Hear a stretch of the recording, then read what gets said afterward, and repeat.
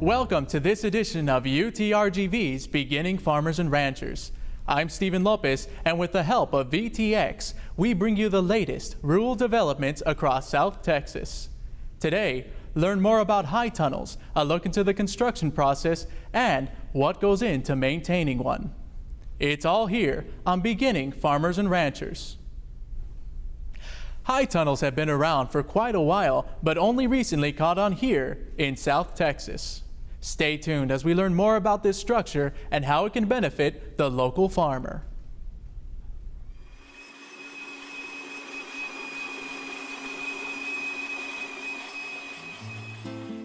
This isn't your father's farming. In fact, today more than ever, science and technology are perfecting the art of agriculture. Today, there are several methods meant to increase yield and profitability. One great example of modern farming technology is the high tunnel. Also known as a hoop house, this frame structure supports agricultural cultivation by providing a protective environment that improves plant growth and vigor. Bruce Henderson, the conservation agronomist of the United States Department of Agriculture's Natural Resources and Conservation Service in Corpus Christi, explains more about these structures and how they can assist farmers and their crops. In South Texas, the benefits for farmers are a little different than they are in the rest of the country. We usually think of a high tunnel as being a structure that extends our growing season or lets us start a little bit early. In South Texas, oftentimes it's more of a protection from cool temperatures than it is cold temperatures. It extends our growing season for certain herbs, and it also keeps the growing season going through the wintertime for things like tomatoes and squash and those that aren't necessarily cold sensitive, but crops that are cool sensitive. One can draw a few similarities between a high tunnel and a greenhouse. However, there are differences between the two that potential buyers should keep in mind. A high tunnel is a structure which is considered somewhat temporary and actually somewhat mobile. A greenhouse is a permanent structure, usually with harder plastic and sometimes even glass. Both structures affect the temperature within them to promote plant growth. However, both accomplish this in very different ways. A greenhouse typically handles temperature control via an expensive heating system. A high tunnel, on the other hand, relies entirely on solar rays to warm up the structure naturally. A very cost-efficient way to warm up crops. But will our trademark South Texas heat provide a little too much warmth? When you're talking about more northern climates, they usually are used during simply the warm season because it gets too cold. They won't protect a crop in extremely cold weather. Here, our enemy is hot weather. There are ways during the heat that we can protect the crop by replacing the plastic with shade cloth. And that will give the crop some relief from the absolute heat. As far as our storms and stuff, one thing about it, you can roll up the sides, you can also open the ends, and that allows some relief from wind, and it also does release the heat, which is really our biggest enemy down here. Like any piece of equipment, upkeep is an important aspect high tunnel owners need to keep in mind. Of course, like any structure outside, in the heat, in the sunshine, in the weather, there is going to be some maintenance involved. The plastic is the first thing that comes to mind. Most of the time, these plastics are UV coated, and they're guaranteed for at least 2 years. But of course, depending on weather situations, they can last as long as 5 to 7. The hoops, or actually the metal components, can be used over and over again. We also have to maintain some of the wood components that have contact with the soil, have contact with the ground. That's something we have to look at and be sure we maintain through the years. Depending on the wood components you use, if you're an organic producer, you're likely to have untreated wood, which is going to be more susceptible to damage than the treated wood used by a conventional producer. Cost-wise, a high tunnel is relatively inexpensive compared to other similar structures. Approximately, you would end up spending somewhere in the ballpark of $2.40 to $2.50 a square foot. Farmers looking to purchase a high tunnel can even potentially receive financial assistance by submitting an Environmental Quality Incentives Program application to their local NRCS. We're seeing the smaller cooperators and the smaller farmers use this. It's all part of really our Keep It Local campaign throughout the USDA. It really benefits the small producer to be able to have a crop coming off and going to the farmers markets 12 months out of the year. With harvests producing all year round, high tunnels basically pay for themselves, with the small farmer turning a profit much sooner with plenty of crop options to choose from. Some of the more common crops grown underneath high tunnels in South Texas are going to be tomatoes, for one thing, because you're able to keep the temperature just warm enough in the wintertime that you can keep your tomatoes producing. The same with squash, and various lettuces are very popular in the high tunnels. Lettuce is something in the wintertime that everybody likes, and in a high tunnel situation you can grow quite a bit and a number of varieties. With a high tunnel protecting their crops, farmers can start their season sooner and reap the benefits of a fresh, early harvest. With so many useful features, high tunnels are sure to raise the interest of local farmers. When we come back, we'll take an in-depth look into the construction process of a high tunnel.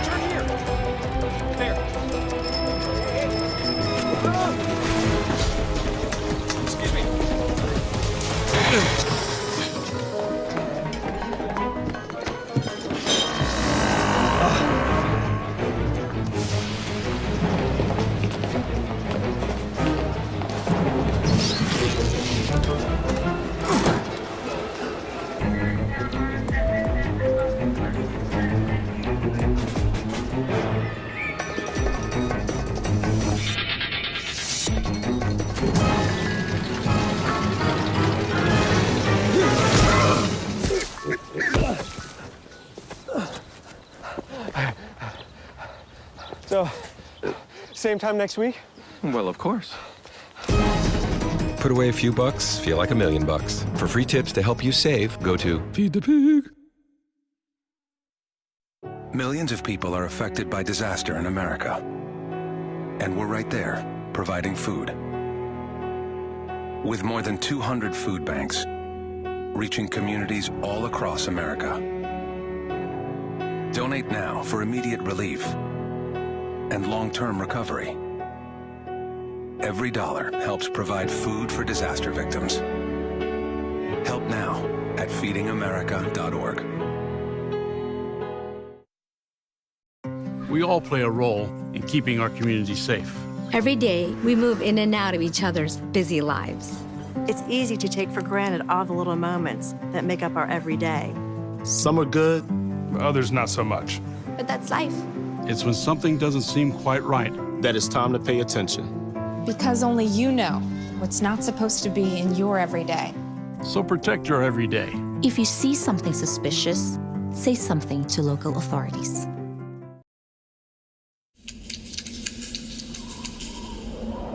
When I have an asthma attack, I feel like a fish with no water.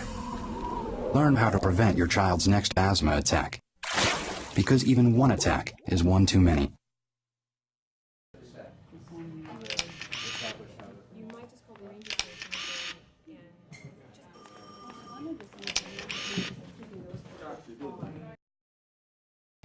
Hi, I'm Talia.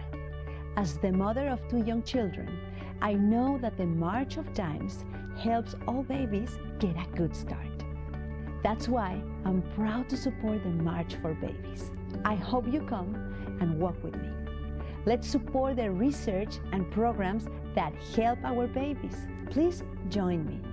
Sign up at marchforbabies.org.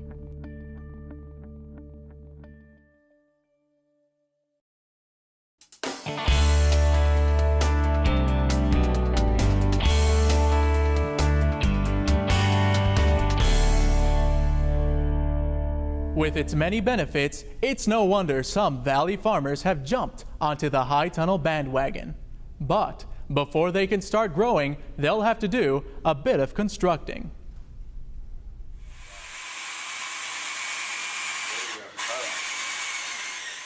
The sound of power tools and manual labor fill the air in the far region as work begins on the construction of a high tunnel. This project is to help out the food bank and other clients that we work with. We work with USDA, and hopefully we will be finished within a day or two.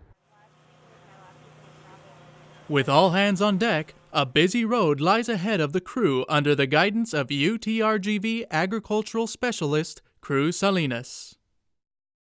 It's a long process. One is, of course, doing your homework to see which tunnel that you want, getting your permits.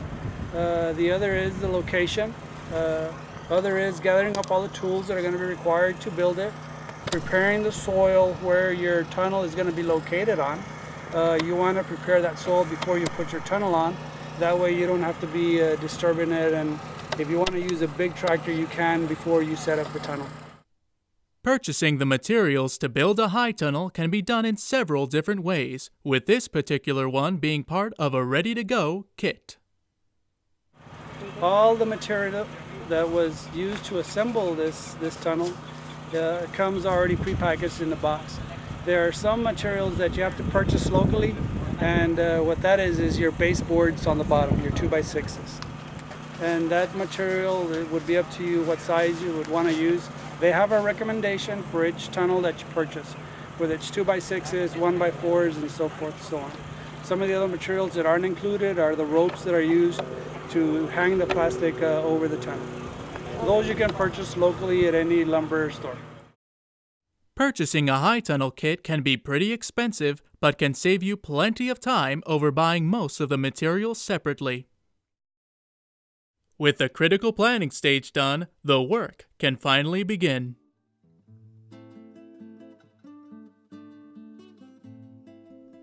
The first and one of the most important steps in high tunnel construction is squaring off the area where your structure will be. It is crucial that the area is leveled and measured correctly. An inch or two off here and there can and will cause major problems throughout the construction process.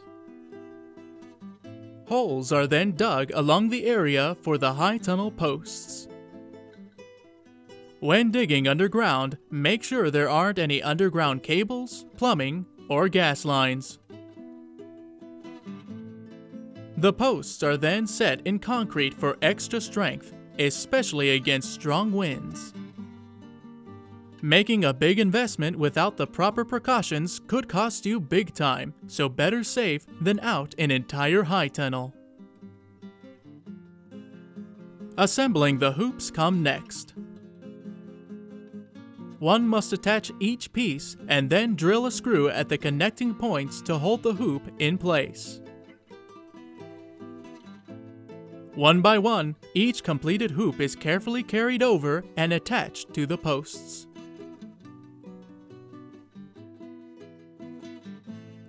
Next, the hoops must be attached to each other through the use of metal pipes and clamps, which provide lengthwise support to the high tunnel. Baseboards and hip boards are added as well to provide the high tunnel with even more stability. The baseboards are attached to the ground posts, while the hip boards are attached to the side wall. A team effort is then called upon to apply the all-important plastic over the high tunnel.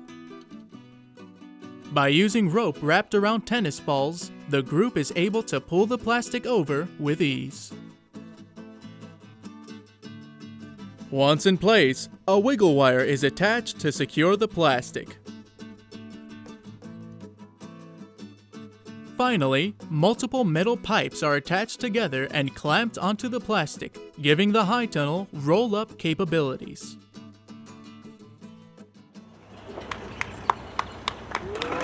With construction completed, the food bank's high tunnel is now ready to start producing. And, months after its completion, the food bank's high tunnel is going as strong as ever. The food bank's community garden manager, Christopher Bueno, didn't waste any time utilizing the new structure. We planted tomatoes back in November and we've been able to keep them in production. We do have grape tomatoes growing right now. We have strawberries growing right now. We were able to keep them in production as far as them growing without being damaged by the wind, damaged by the cold. So we have a really good production of tomatoes right now, and we plan to keep adding more tomatoes to the high tunnel. It's been a great experience just being able to see the benefits of having one. Again, you know, starting your tomatoes, starting your crops at an earlier time, being able to add this high tunnel to the community garden. Just it's been a good experience. It's been a learning experience as well, you know. So it's been good.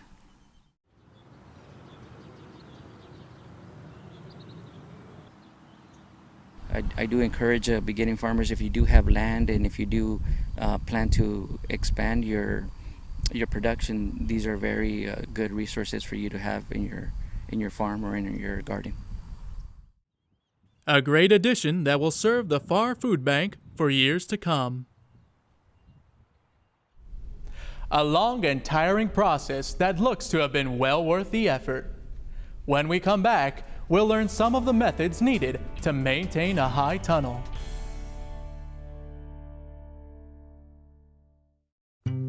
NFC, AFC, offensive linemen, defensive tackles, quarterbacks, and cornerbacks are all working with United Way for a million little reasons. The kids of our communities, to ensure their academic success all the way to graduation day.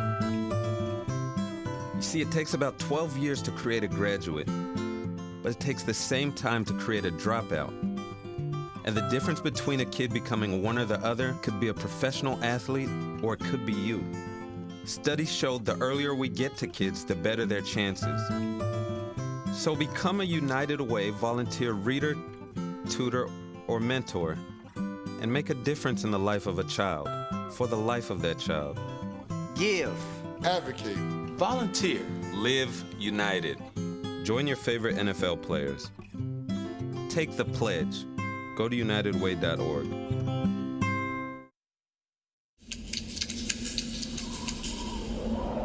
When I have an asthma attack, I feel like a fish with no water. Learn how to prevent your child's next asthma attack. Because even one attack is one too many.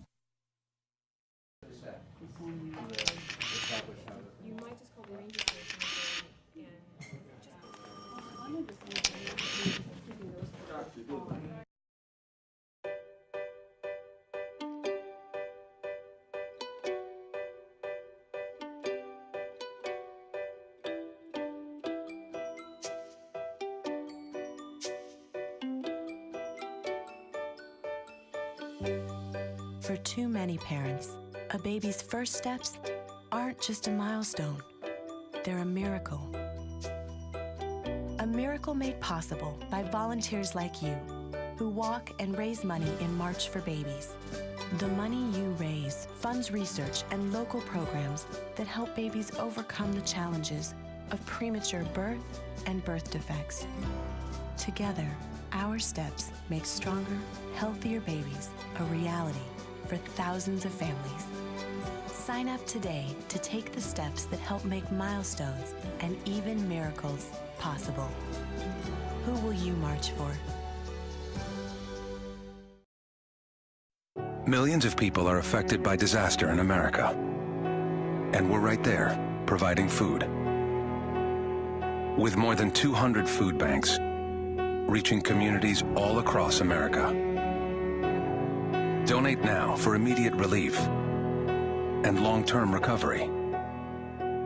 Every dollar helps provide food for disaster victims. Help now at feedingamerica.org. I'm a firefighter. A teacher. I'm a farmer. I'm a barber. A waitress. A mom. We're all part of your community. Every day we move in and out of each other's busy lives. It's easy to take for granted all the little moments that make up our everyday. Some are good, others not so much. But that's life. It's when you experience a moment of uncertainty. Something or someone's behavior that doesn't seem quite right. These are the moments to take a pause. Because if something doesn't feel right, it's probably not. It's not about paranoia or being afraid. It's about standing up and protecting our communities. One detail at a time. Because a lot of little details can become a pattern. We trust our instincts. just like you should. Because only you know what's not supposed to be in your everyday. So protect your everyday. If you see something suspicious, say something to local authorities.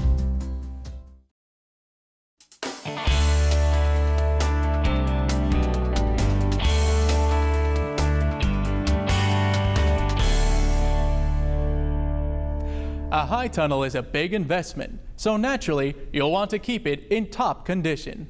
Stay tuned as we visit an experienced South Texas high tunnel owner and learn some of his tried and true maintenance tips.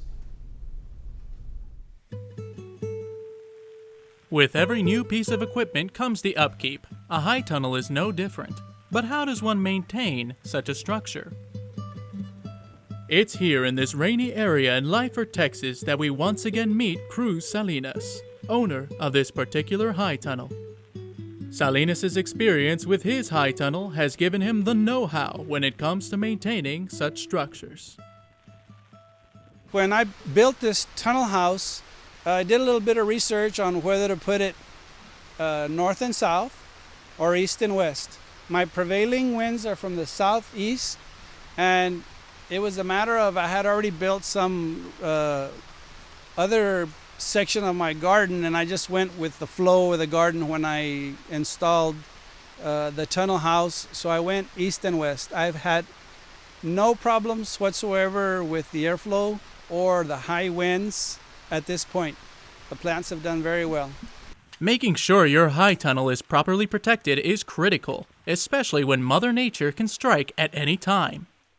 About the most expensive thing that could occur is if you did have some high wind damage and it literally came in and either took half of your or part of or tore your plastic cover or frame. Especially like a day-to-day, that shouldn't be too hard to find if anything has gone wrong, because you'll have leaks, you'll have water coming down in through your plastic.